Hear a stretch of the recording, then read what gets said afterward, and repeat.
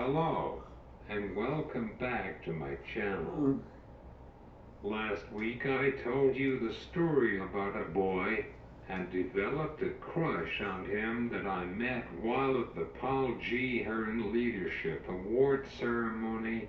Click the card to watch that video. Today I will talk about what I used the $10,000 on and try to inspire a young person. It is an interesting story. It actually starts when I was 11 years old, when I asked Santa for a toy video camera that hooked up to the television for Christmas. Now it was only shot in black and white, and the quality of the picture was poor, and it needed to be plugged in all the time. But it was a start. To record, you put in a VHS tape into a VCR, and if those words are foreign to you, I am 36 will be 37 at the end of November, so take them for what you will. Fast forward to 2000, and I won the $10,000 prize that I told you about last week. I bought a Macintosh computer, iMovie, and a high-quality video camera with the money. Now I was 15 years old. At that time I didn't know how to work it, and the AV classroom at my school, where they did the morning announcements in addition to where they held detention, was not wheelchair accessible, and having experienced discrimination from the home economics teacher the year prior, I was not too up to go to the AV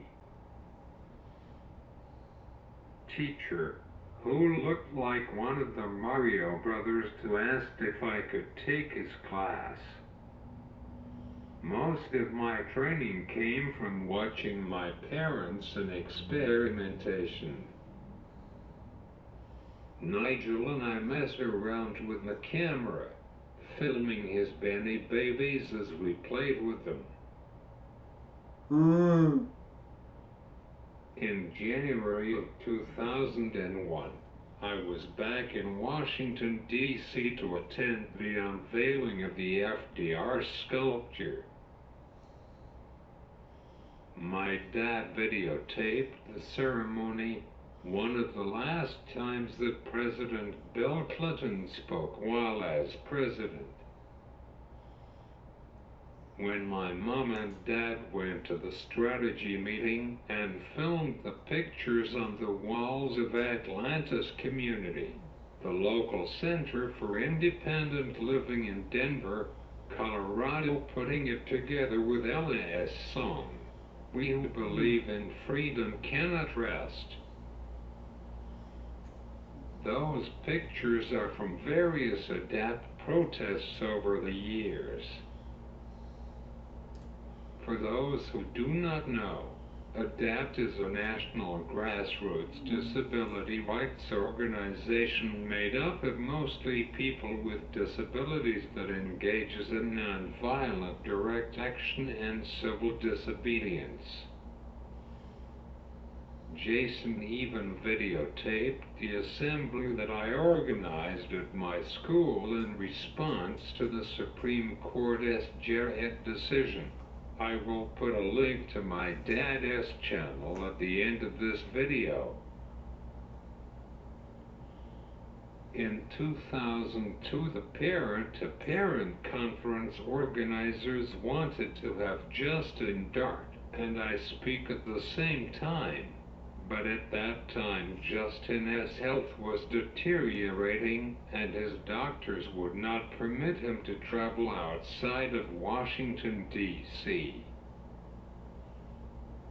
So Mom and Dad traveled to Justin's S and Yoshiko's S apartment and filmed his speech. They then put together a video presentation with the Battle Hymn of the Republic as an intro, and it was so good that the organization moved it up to the opening session. That was one of the last speeches he did before he passed away. Every keynote speech that I made included a video presentation, and we tried to sell VHS tapes at conferences and adapt actions. That was 22 years ago. I do not believe we ever really formalized the company nor wrote a business plan. In truth, it was a hobby for my mom, my dad, and me, but I do not see it that way now.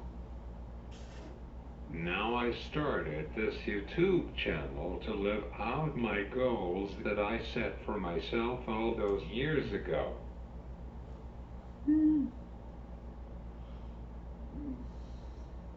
Never give up on your dreams and be persistent.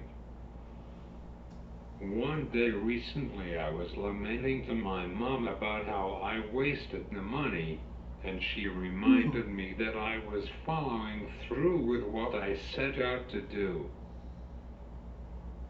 Should I have minored or did a dual major in film production in addition to my political science in college? Probably. I mean, I am not doing anything with my criminal justice minor. I remember touring California University and seeing the television and radio stations and thinking to myself, I want to work in there. I do not know why in my 7 years of being there I never went back and just observed or asked if I could do a show. Armstrong Cable, the cable company for the Monongahela Valley, carried the college's channel, which included church services, news, and sporting events. Maybe because most of my interactions were limited due to my disability. The only class that was remotely close was the crime scene investigation and crime scene photography, and because the professor did not think of disability, I was limited as far as what I could do. It is truly inspiring that I get to do what I do. I love being creative, as you saw. It is certainly better than looking up case law. Yeah. No matter what anyone tells you, never give up on your dreams, and once you prove them wrong, they will be the ones looking at you with admiration.